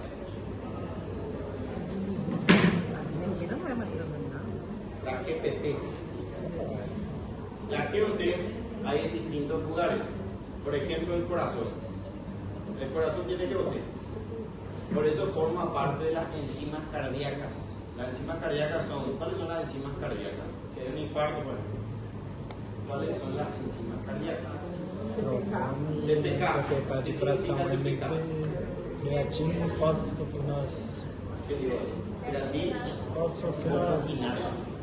Hay una porción que es más específica del corazón, MB. BB. Entonces, creatina y fosfoquinasa, MB alta. ¿Qué más? Lactato de ciroquinasa, que es LDH. GOT. Entonces, la GOT no es exclusiva del hígado. Bueno, ¿qué más? Puede provocar exantema pustuloso, raro, pero puede ocurrir dependiente del fármaco, y fotosensibilidad. Si salen al sol, le puede dar una reacción dermatológica. Bueno, el otro es verapamilo, otro antiarrítmico por excelencia, derivado de la papaverina, y esto vamos a volver a dar, que es derivado del papaver somnífero, ¿no? Que es justamente los opioides, ¿verdad? Bueno, con elevada acción antiarrítmica, recuerden esto, su principal acción es antiarrítmica, cardíaca, cardioselectividad exclusiva, también tiene efecto antihipertensivo, pero como un compuesto. y menor efecto vasodilatador, al igual que el diltiazem. Reduce el consumo de oxígeno. ¿Por qué? Porque disminuye la frecuencia y disminuye la contractibilidad. Ese es su efecto antianginoso. Bueno, el metabolito se puede eliminar por riñón, así que hay que tener cuidado en insuficiencia renal. Viene por vía oral e intravenosa, dice, pero nosotros tenemos solamente vía oral. A diferencia del diltiazem, este se toma lejos de las comidas porque tiene problemas o interacciones con alimentos. Sin embargo, la nifedipina y el diltiazem no tienen problemas con los alimentos, se absorben independientemente. Bueno, nuevamente usamos para la angina de pecho estable y de esfuerzo. O sea, estable de esfuerzo y de reposo. Bueno, también funcionan muy bien para la de Prince Metal. Atiendan bien que Prince Metal no está acá, puede salir, ¿no? Es lo mismo que vasoespasmo. Es lo mismo, una reacción exagerada, pero a nivel coronario. Bueno, también podemos usar como hipertensor arterial, no es la primera opción acá. Recuerden que las dihidropirinas son la primera opción para la hipertensión arterial. Bueno, sí usamos para taquiarritmias. Ahora, la pregunta es, ¿los calcio antagonistas funcionan para suprimir o cortar o terminar una arritmia supraventricular? No. ¿Para qué sirven entonces? Para prevenirlas. ¿No? Se usa más bien como preventores, al igual que los beta-bloqueantes. ¿Qué vamos a usar en caso de una taquiarritmia supraventricular para suprimir? Pregunta de examen. Bueno, tenemos las terapias no farmacológicas, que recién estábamos hablando de las maniobras vagales. Y en caso de que fallen nuestras maniobras vagales, que son económicas, podemos recurrir a fármaco. ¿Cuál es el fármaco de primera opción para taquiarritmias supraventriculares? Preferentemente taquicardia supraventricular y sinusal. Adenosina. Adenosina de primera opción. Si falla o no tenemos, o es difícil de administrar, porque se recuerda que su vida media es de segundo, recurrimos a lo que voy a decir, cambio de aroma. En ese caso, sí. ¿Qué pasa si es una arritmia supraventricular, pero está hipotenso? No podemos usar. Entonces, tenemos la opción de la digoxina. Y segundo, cardioversión eléctrica. Entonces, es una línea muy corta entre lo que es electrocutar al paciente y sacarle con digoxina, ¿verdad? Esas preguntas son las que tienen que entrenarse. Para taquicardia supraventricular, ¿qué usamos? Para ventriculares, ¿qué usamos? Para la ventricular, ¿qué usamos? Bueno, en ese caso, lastimosamente, tenemos que recurrir a cardioversión eléctrica, ¿verdad? O podemos usar también la miodarona, o, en segundo lugar, la lidocaína. ¿Cuál es el problema? Que la mayoría de las arritmias ventriculares están hipotensos, o chocados, o colapsados, o en paro. Entonces, en ese caso, sí requieren descargas eléctricas. Bueno, contraindicación lo mismo: infarto agudo miocardio complicado, edema agudo de pulmón, shock cardiogénico, no vamos a indicar. En todos los bloqueos AB, por supuesto, porque disminuye la corriente eléctrica. También en los síndromes de preexcitación, en las enfermedades neuromusculares, que produce debilidad, astenia, fatiga, ¿verdad? En la bradicardia extrema, cuando es menos de 30, en el caso anterior 55. Y también acá dice bloqueo AB, que ya dije. Precaución: suspender ante hipotensión severa o cefalea pulsátil vascular, equivalente a migraña, ¿verdad? Bueno, también en el infarto agudo, hiperagudo de miocardio, cuidado, ¿verdad? Y en la insuficiencia cardíaca con hipotensión arterial. En su caso, no sería una opción muy inteligente, ¿verdad? También en el Wolff-Parkinson-White, ustedes saben que el Wolff-Parkinson-White tiene una característica. ¿Cómo se ve en el electrocardiograma? Onda P, Y este PR no hace, directamente dispara. El PR está demasiado corto. No existe PR prácticamente. Dispara una onda directa al R. ¿Cómo se llama esta onda? Se llama onda delta. El patrón mnemónico del Wolff-Parkinson-White. Van a decir, esto es muy raro, es muy poco frecuente, quizás no me sirva absolutamente de nada. Pero hace poco se fue un señor, bueno, realmente era un joven, 25 años, porque quería un chequeo médico. Todo bien, tenía onda delta. Wolff-Parkinson-White. Esto es extremadamente peligroso.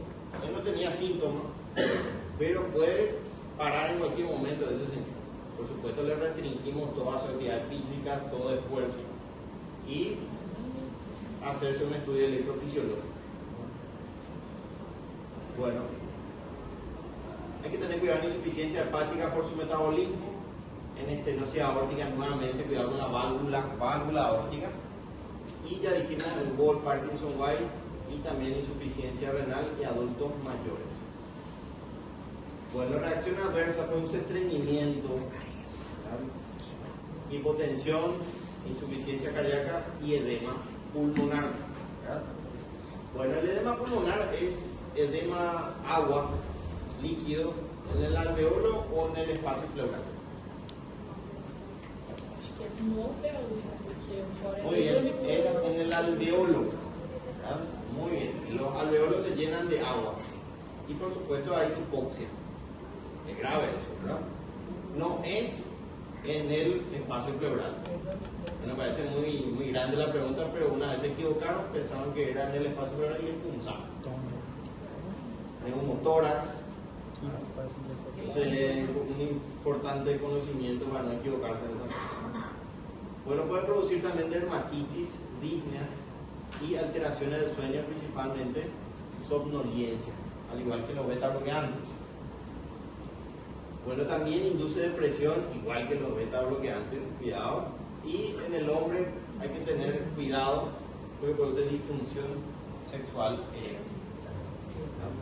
Disfunción sexual eréctil. O sea, tiene trastorno ahí para el mecanismo inicial. Bueno, sudoración y calambre también puede producir. Y esto es una comparación. ¿Verdad? Una comparación para que vean la disponibilidad oral. Todas las amlodipinas, o sea, todos los calcio-antagonistas nosotros disponemos solamente por vía oral. No tenemos el privilegio de contar con la vía intravenosa. Bueno, la vía distinta de eliminación, ¿verdad? Por ejemplo, la nifedipina se elimina por sistema gastrointestinal y hepático, la AMLO solamente por vía hepática, y también el diltiazem y el verapamil. Ahí tenemos su fórmula química. Ahora, ¿para qué usamos? Como antiarrítmico. ¿Quién preferentemente? No dihidropiridínico, barra, diltiazem y verapamil, que están ahí, ¿verdad? ¿Qué hacen? Prolonga el periodo refractario del potencial de acción eléctrica, hace que el potencial dure mucho más y de ese modo enlentece la frecuencia cardíaca. Bueno, también disminuye el nódulo AB, eso ya está aprendido, por lo tanto prolonga el PR. Atiendan bien si sale en el examen, no acorta el PR, prolonga el PR. Prolongar el PR significa disminuir la conducción AB. Bueno, se utiliza en el tratamiento de taquiarritmias supraventriculares, solamente funcionan para las supraventriculares. Como tratamiento agudo, no, para prevenirlas, por si acaso, ¿verdad? Bueno, funciona para el flúter, para la fibrilación auricular y para la taquicardia supraventricular paroxística. Bueno, ¿qué más nos dice? Sin embargo, no revierte la fibrilación auricular, lo que les dije, no es que va a revertir, va a volver a un ritmo sinusal. Sí, previene. Sí, previene. Como dice, previene. Bueno, también el tratamiento de la insuficiencia cardíaca, principalmente compensada. En la descompensada está medio contraindicado, ¿verdad? Bueno, son vasodilatadores arteriales. Preferentemente usamos porque son antifibróticos y antiesclerosantes. Bueno, podrá ser utilizado en el tratamiento de la insuficiencia cardíaca sistólica, disminuye la contractibilidad y la frecuencia, por lo que disminuye el consumo de oxígeno, ¿verdad? Bueno, no es una primera opción, es más, no figura en el esquema protocolar de la insuficiencia cardíaca. Nos dice, solamente si la insuficiencia cardíaca se asocia a angina o hipertensión. ¿Cuál es el problema? Que la mayoría de la insuficiencia cardíaca cursa con normohipotensión. Entonces ahí ya, cuidado con los calcios, ¿verdad? Bueno, para accidentes cerebrovasculares, recuerden, son vasodilatadores. Entonces funcionan más bien para lo que es ictus, ACV o ABC, accidente cerebrovascular embólico y trombosis. O sea, más bien para la isquemia. Previene la isquemia. Bueno, hay un tipo grave de hemorragia cerebral que se llama hemorragia subaracnoidea, ¿verdad? Alto porcentaje de mortalidad. Ocurre una hemorragia en el espacio subaracnoideo. ¿Y quién está en el espacio subaracnoideo? ¿Quién circula? El líquido cefalorraquídeo. Entonces se llena de sangre. Entonces parece que tiene meningitis el paciente. Igualito a una meningitis, signo de meningio, rigidez nuca, cefalea intensa. Se describe hemorragia subaracnoidea o HSA, conocido como la hemorragia subaracnoidea HSA, ¿verdad? Bueno, da un meningismo, no da una meningitis, da un meningismo igualito, descrito por los pacientes como la peor cefalea soportable, a una intensidad 10 de 10. ¿Cuál es el problema? Que esta hemorragia tiene una complicación que es la más frecuente de todas, que es el vasoespasmo. Una hemorragia y de repente hace contracciones de ciertos vasos sanguíneos y hay una isquemia, ¿verdad? En este caso el fármaco más utilizado es la nimodipina, ¿verdad? Ahí está en rojo, ¿verdad? No se confunda nimodipina. Nimodipina cerebro, ¿verdad? Aumenta el flujo vascular y suprime los cuadros de vasoespasmo, principalmente si tiene un componente susceptible que es la hemorragia subaracnoidea. El 60% de las complicaciones son isquémicas. Esto lastimosamente pusimos a prueba. Fue un error médico realmente. Un paciente sufrió de accidente cerebrovascular subaracnoideo y le pusimos como preventor la nimodipina, que por cierto es cada 4 horas, voy a media corta. Bueno, en uno de esos días se le olvidó al médico indicar. Se le olvidó, no indicó más. Y vino el enfermero y dijo, no tiene más nimodipina, no le voy a dar, ¿verdad? Ni siquiera preguntó si se equivocó nomás. 24 horas sin nimodipina, de repente cae el estado de conciencia. El paciente empezó a deteriorar el lago, se quedó en coma, le tuvieron que complejizar, tomografía, una isquemia enorme. ¿Y por qué tuvo isquemia? Porque se olvidaron. Se olvidaron de indicar la nimodipina, ¿verdad? Entonces suele ocurrir estas cosas, lo ideal es que no ocurran. Pero demostramos la importancia de la nimodipina en el HSA, ¿verdad? Bueno, mejora el deterioro neurológico, después le informan a los familiares, lastimosamente se complicó el paciente, ¿verdad? No hubo nada que hacer, una lástima, había sido se olvidó el médico de indicar. Bueno, algunos casos de tabaquistas disminuyen la frecuencia e intensidad de la migraña, dice, pero la mayoría provoca. ¿Verdad? Muy importante que se recuerdan que existen los profilácticos, que es evitar la migraña, que hablamos por ejemplo del propanolol, ¿se recuerdan? Pero el propanolol no es tratamiento,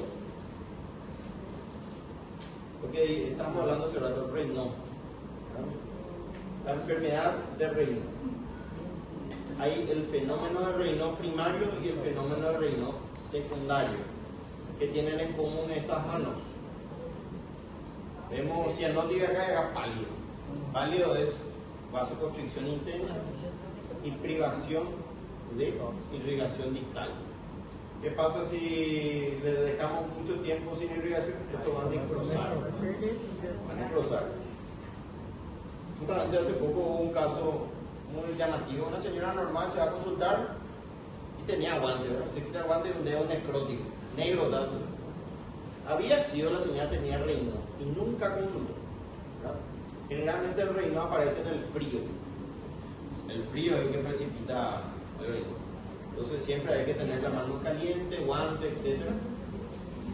Y usamos nifedipina, felodipina preferentemente. La lodipina también funciona bien para suprimir espasmos y aumenta el flujo digital, incluso aumenta la cicatrización de los pulpecos, de la parte distal, ¿verdad?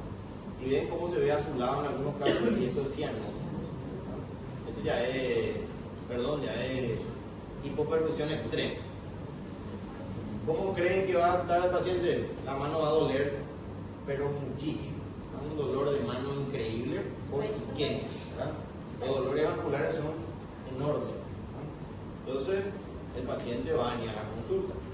O con el dedo negro, ¿verdad? Cuidado que si se pasan mucho tiempo con este proceso, pueden necrosar el dedo. Y tienen que cortar. Bueno, indicaciones no cardiovasculares. Ya estamos terminando para la felicidad de algunos. Estamos en hora, ¿verdad?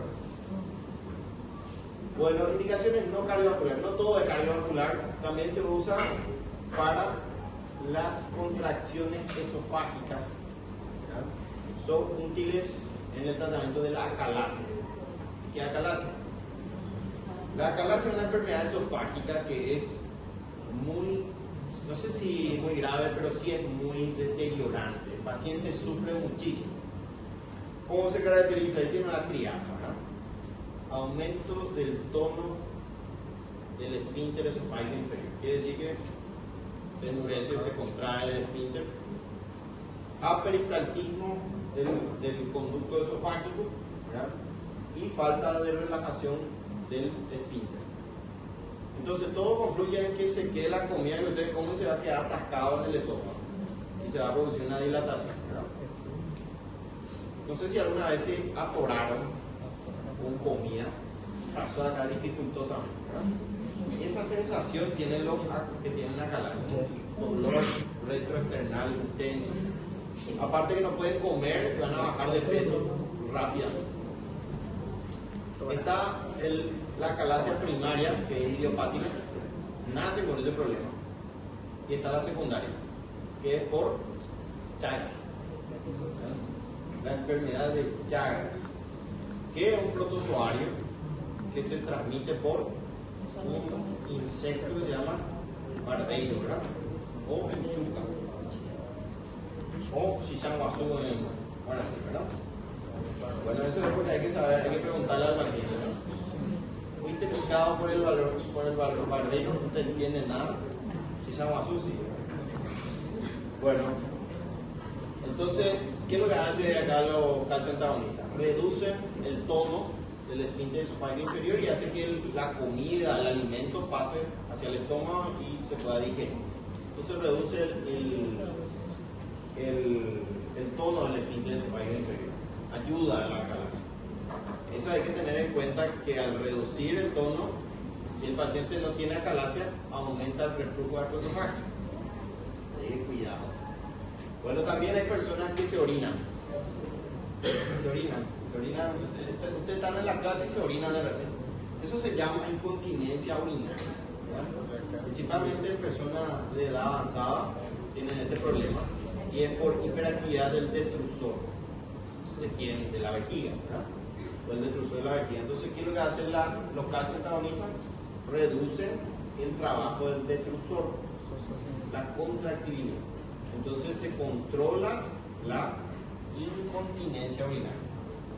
Por supuesto, esto es muy molestoso, ¿verdad? Y un poco vergonzoso, ¿verdad? La enuresis también. Enuresis es orinar de noche. Eso totalmente patológico.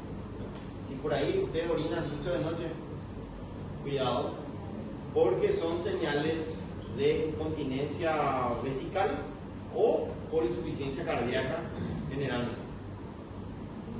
Bueno, también relaja la musculatura uterina y disminuye la amplitud de las contracciones espontáneas o si hay oxitocina circular, ¿no?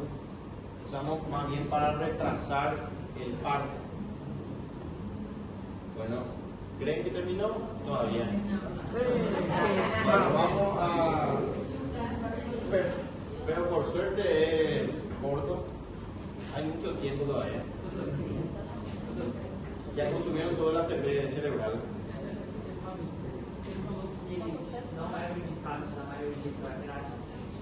No, eso no está indicado. No se usa para hipertensas embarazadas. Es una opción en caso de, por ejemplo, amenaza de aborto. Empezó unas contracciones uterinas y el riesgo que se produzca un parto prematuro podría ser una opción local de trabajo. Bueno, simpático lítico de acción central, como su nombre lo dice, actúan en el cerebro. Dos ejemplos, la clonidina y la alfa-metildopa. No sé por qué motivo le gusta tanto de toda la Revalia. Por causa da gestante do metildopa, por causa da Revalia gestante. mete mucho clonidina y metildopa. ¿Verdad? Quinto escalón, fármacos potentes, son muy potentes para tratar la hipertensión arterial. Por eso le dejamos ya bien arriba. ¿Verdad? Bueno, justamente, acá hay hiperactividad del retrusor. Bueno, ya vamos a terminar ya. Ya estamos ya finalizando. Ah, mas é. ¿Dónde actúan alfa-2 adrenoreceptores presinápticos en el sistema nervioso central? Directamente allá donde se genera la noradrenalina, que actúan. Aumenta la recaptación de noradrenalina a nivel del sistema nervioso central, reduciendo estímulos simpáticos hipertensos, ¿verdad? O sea, ya en el núcleo ya bloquea. Por eso son muy potentes, ¿verdad? Bueno, hablemos de clonidina. Como le dije, sale mucho, no sé por qué, en la Revalia. Este fármaco reduce la frecuencia cardíaca y la tensión arterial, porque son simpático-líticos, bloquean el sistema simpático. ¿Dónde estimula? Alfa-2 adrenoreceptor central. Generalmente ya en el bulbo neutralizan, ¿verdad? Bueno, viene dosis kilopeso, 5 a 4 miligramos por kilogramo por día. Y usamos como agente único combinado. Generalmente se combina. Todo esto le combinan. ¿Qué hacíamos cuando llegábamos al sexto escalón y nos controlamos? Nos preguntamos si esto es primario o es secundario. Esa era la pregunta. Probablemente estemos frente a una hipertensión secundaria. Bueno, no usar con antidepresivos tricíclicos. ¿Por qué? Porque también tienen el mismo mecanismo. Inhiben la recaptación de noradrenalina. Entonces tenemos dos problemas acá simultáneos. No se indican los dos juntos. Hay otros fármacos antidepresivos, pero los tricíclicos no le den con clonidina.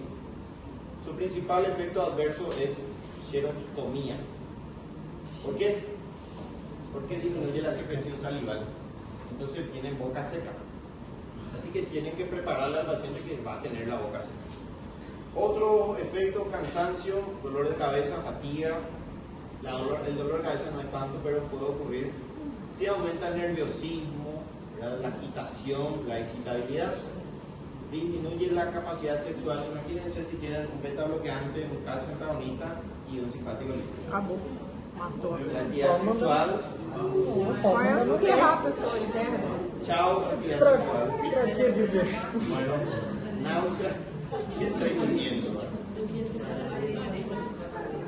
Bueno, este fármaco es muy interesante porque se usa mucho en los pacientes gestantes, las gestantes. El problema de la hipertensión y la gestación es que puede convulsionar. Y si convulsiona, el único tratamiento es interrumpir el embarazo. Así que no queremos interrumpir el embarazo prematuramente. ¿Cómo prevenimos eso? Metildopa. Uno de los pocos fármacos que está autorizado para la gestación en la hipertensión arterial. También se usa mucho en la insuficiencia renal aguda y crónica. Bueno, agonismo sobre los alfa-2 indirectos y su mecanismo involucra la formación, o sea, un intermedio que se llama metilnoradrenalina, que actúa como potente agonista de los receptores alfa 2 adrenérgicos a nivel del sistema nervioso central. También impiden la acción de la noradrenalina. Bueno, viene por vía oral, no viene por vía parenteral. Y las concentraciones plasmáticas, esto es interesante, alcanzan después de 2 a 3 horas. Quiere decir que para urgencia, emergencia, no va a funcionar. Viene una gestante embarazada con hipertensión y usted le dan su alfametil, va a tardar mucho tiempo en hacer efecto. Entonces ya lo usamos para las eclampsias y las preeclampsias. Podemos usar para un tratamiento preventivo a largo plazo, pero para la urgencia nunca. Bueno, dosis viene de 250 miligramos, viene de 500 miligramos. ¿Verdad? Y lo recomendable siempre es, como siempre mencionamos, iniciar a baja dosis y luego subir. En este fármaco principalmente porque produce mucha somnolencia. El paciente se duerme y puede entrar incluso en coma. Así que lo recomendable es ir ascendiendo paulatinamente en dosis, llegando a una dosis máxima de 3 gramos por día y solamente hasta ahí podemos llegar. Bueno, ¿cuáles son las reacciones adversas? Tenemos que pueden atribuirse principalmente a su pasaje a la barrera hematoencefálica. Generalmente produce laxitud mental, tipo un cansancio mental, déficit de atención, ¿verdad? Déficit en la comprensión, o sea, va a tener su efecto a nivel de lo que es trabajo cerebral. Y se ha observado también anemia hemolítica autoinmune relacionada con el fármaco, pero hasta ahora nosotros nunca vimos. O sea, esto es muy poco probable. Bueno, contraindicaciones: no usar en hepatitis, cirrosis hepática o cualquier disfunción hepática por su metabolismo. Bueno, para que ustedes se imaginen, vamos a hablar de los temas más importantes. ¿Dónde actúa? Esto, por ejemplo, la metildopa actúa en el bulbo raquídeo, en el inhibiendo la noradrenalina a nivel bulbar. Bueno, ambos son sintéticos, derivados de distintos productos como la imidazolina, la clonidina y el dihidroximetilalanina, de la metildopa. Bueno, a nivel de farmacodinámica tienen un problema, producen mucha hipotensión postural, principalmente la clonidina. ¿Qué significa eso? El paciente se levanta, está acostado o sentado y se levanta, hiperestación, gira las cosas y tiene tendencia a caerse. Muchos pacientes, traumatismo craneoencefálico. Así que, ¿cómo evitamos la hipotensión postural? Con el cambio lento de posición. Primero se sienta, espera un rato y luego se levanta. Siempre es recomendable que tenga ayuda, principalmente si es anciano, pero si no, cabeza por el piso. Bueno, a nivel, fíjense acá comparando clonidina con alfa-metil, la hipotensión postural es menos, o sea, es más intensa con la metildopa. Esa es una desventaja que tiene la metildopa, hay que tener más cuidado. Bueno, a nivel cardíaco, produce bradicardia por estímulo del centro del vago y disminuye el gasto cardíaco. Sin embargo, acá no produce bradicardia, es su ventaja, la metildopa versus clonidina, ¿verdad? Ni disminuye el gasto cardíaco, o sea, el efecto es más antihipertensivo y no cardiohipotensor, o sea, cardiovertor, ¿verdad? Bueno, a nivel renal no modifica el caudal circulatorio, o sea, no tiene mayor circulación de la arteria aferente, pero sí disminuye la renina, que era un problema acá en el principio. Renina, angiotensina, aldosterona, o sea, colabora con los IECA y los ARA2, bloqueando esto. Sin embargo, la alfa-metildopa disminuye más aún la renina, tiene más efecto antirrenina. También aumenta la perfusión, este sí tiene injerencia sobre la circulación renal, aumenta la perfusión, el filtrado, por lo que en un paciente con trastornos renales, el fármaco por excelencia va a ser la metildopa, ¿verdad? Por eso se usa mucho en renales crónicos. Bueno, ¿cuál es el efecto a nivel del sistema nervioso central? Ambos producen un sueño profundo, dependiente de dosis. Sedación y astenia, mucho más con la clonidina, ¿no? Menos depresor que la clonidina, pero nosotros tenemos pacientes que entraron en coma por alfa-metildopa, ¿verdad? Ya estábamos haciendo tomografía y demás, después alguien le prendió que la alfa-metildopa deprime y le duerme. Incluso no puede ni alimentarse, así que hay que tener cuidado. Acá tenemos un problema, clonidina disminuye la secreción salival y produce serostomía. Atiéndame que serostomía no es lo mismo que serostalmia. Serostalmia es ojo seco, serostomía es boca seca. Hay que leer bien eso, ¿verdad? Bueno, esto es la vía de administración. Vienen por vía oral ambos, buena absorción, metabolismo hepático, ¿verdad? Y en cuanto a la distribución, ambos por supuesto pasan la barrera hematoencefálica porque su centro de mecanismo de acción es cerebral, ¿verdad? Bueno, esto es metabolismo hepático, 30% de hidroxilación y 70% no biotransformable hepáticamente, así que 30% nomás se metaboliza en el hígado, y este tiene escaso metabolismo hepático y usa ácido glucurónico. Ambos eliminación por vía renal.